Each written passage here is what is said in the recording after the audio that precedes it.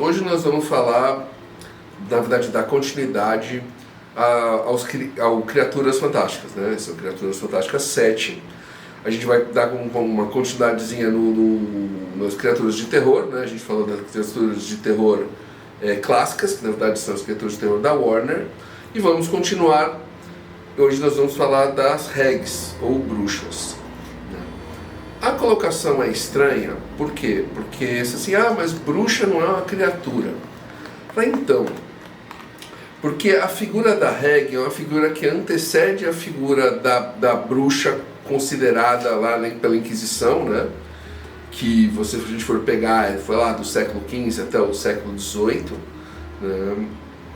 E a Hag, ela vem bem antes, né, da desconstrução das figuras divinas, dos panteões divinos, né? Então, com o tempo, algumas histórias elas foram perdendo a sua divindade, até onde elas chegaram quando elas foram anotadas ali pelos grandes cronistas que ficaram famosos ali, né, os irmãos Grimm e todos os outros com as histórias ligadas. Então, por exemplo, a figura da Hag, ou Hex, né, dependendo se for para o lado do inglês antigo ou do alemão antigo, ela vem do proto-germânico, então imagina como isso é antigo, né, que é Hagatusion, que seria bruxa. Então é estranho, porque ela não é uma bruxa humana, ela é uma criatura, né, que veio, né, as Hags elas vieram da figura da Crone, ou seja, da velha sábia das tríades de deusas indo-europeias. Então, por exemplo, você tem a figura na mitologia grega da Core, da Deméter e da Perséfone, né? Você tem várias na mitologia celta, mas, por exemplo, você tem Airiu, Fota e Bamba. Airiu, inclusive, é da onde vem o nome da Irlanda, né? Airi. Né? E nas nórdicas você tem as Nornes, que é a Skuld, que é a jovem, a Verdane, que é a mãe, né? E a Urd, que é a velha sábia. Então, e é muito interessante, elas aparecem, por exemplo, as três aparecem até no Sandman, né? O Sandman chama elas para fazer 3 perguntas e elas até citam vários nomes de como elas eram chamadas e como elas são chamadas agora.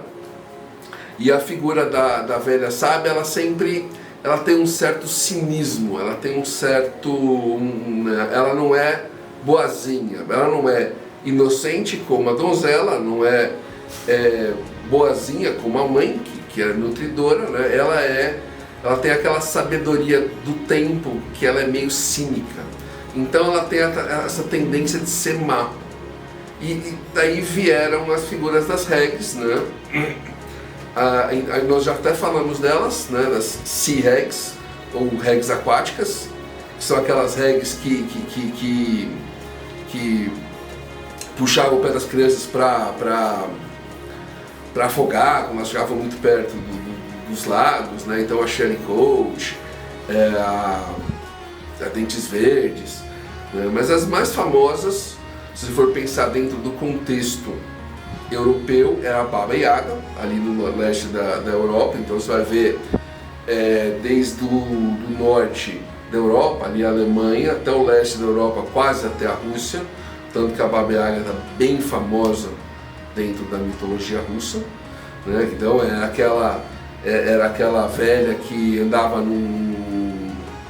que voava numa pilão gigante, né? Um pilão grande, né?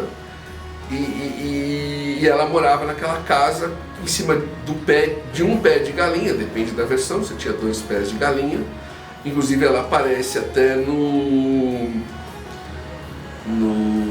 Witcher, né, que eles falam que eram pés de basilisco, mas eles dão um outro nome, mas é uma figura que é claramente baseada na Baba Yaga, né? Você tem dentro do folclore inglês a Anis Negra, né, a Black Anis, ali do norte da Inglaterra. Ela morava lá numa caverna, numa gruta, em frente tinha um carvalho e era a mesma coisa. Ela podia ajudar a pessoa ou ela podia atrapalhar, matar a pessoa e querer comer a pessoa, e todas elas gostavam de criança. Elas eram carnívoras, canibais, e gostavam de crianças, de comer crianças. E muito interessante que fora dentro desse meio europeu, né, nós temos uma figura semelhante na mitologia oriental, especialmente do Japão, que é a Yamamba, que tem essas mesmas características. É velha, feia, ela pode ajudar, pode atrapalhar. Elas são todas ligadas a aquelas deusas selvagens, né? Que tem aquele aspecto meio natural, que as pessoas têm medo. Inclusive, eu já cheguei até a comentar isso, se a gente for pegar, por exemplo, o Pan, né? Você fala, Pan, aquele rapazinho meio bode, né? Ele é um espírito natural que antigamente todo mundo tinha medo. De Pan veio a palavra pânico, né? Então era o medo de você se perder na floresta, de ser... Então, assim, não é... A gente tende a ver essas figuras como boazinhas agora, né? Especialmente depois da Disney, mas não tem, né? Inclusive, falando na Disney, né? A figura das Hags, foi ela que levou as figuras, né? Foi ela que trouxe figuras, de novo, trazidas pelos irmãos Grimm, né? Mas adaptadas pela Disney. Então, por exemplo, a Bruxa Má, que a rainha se transforma para dar maçã para Branca de Neve, é uma Hag. A bruxa que quer comer o Hansel e a Gretel, que é o João e a Maria, dentro da história do João e Maria, é uma Hag, né? E a própria bruxa, que é a fada má lá, que se corrompe e depois faz a Bela Adormecida picar lá na agulha e dormir. De novo a figura da Hag. Então a figura da Hag é uma figura interessante que serve para a gente trazer esse elemento natural, antigo, uma antítese ao herói, aos heróis, né, que pode ajudar ou pode atrapalhar, que eles vão ter com os quais eles vão ter que lidar dentro de um problema maior, né? Então é uma figura bastante interessante de trabalhar, como eu falei. Ele aparece no Witcher, na série, eu acho que aparece no final da segunda temporada, né, que a Yennefer e a menina tem que lidar com essa figura. Então é assim, funciona dentro dentro da história de terror, dentro da história de suspense, evidentemente dentro da fantasia medieval, né? Por quê? Porque ela vai trazer, é o que eu falo, por que eu estou apresentando essa imagem? Porque ela vai trazer referências da mitologia, referências do folclore, referências de histórias mais antigas. Então, como eu falei, histórias como a Branca de Neve, a Bela Adormecida, João e Maria, né? Toda essa mistura do selvagem contra a civilização, né? Funciona bem em várias histórias, até se for para pensar dentro de uma história de fantasia urbana, ou né, de terror fantástico, mais urbano, né?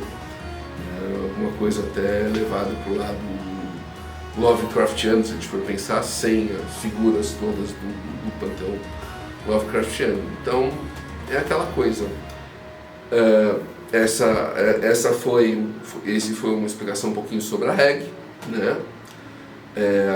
As velhas sábias e meio corrompidas, né, dos espíritos naturais, que você pode trazer para sua história para ser alguma coisa nova, para ser alguma coisa interessante, né, e para trazer alguma coisa que vá falar com o que o leitor está já conhece, né? Então, porque todos nós conhecemos esses contos de fada. Então, ao estar trabalhando figuras assim, nós vamos estar trabalhando figuras que o leitor vai ter esse reconhecimento, né? Ele vai falar, nossa, né? eu lembrei disso. E isso é muito bom para a história, né? Isso é uma coisa que vale a pena a gente trabalhar. É isso, né? Eu, evidente, poderia falar muito mais, mas acho que eu dei toda a base para você começar uma pesquisa, né? Se você gostou do assunto, deixa um like no vídeo, né? Segue a gente aqui no YouTube, no Facebook, no Insta, no LinkedIn.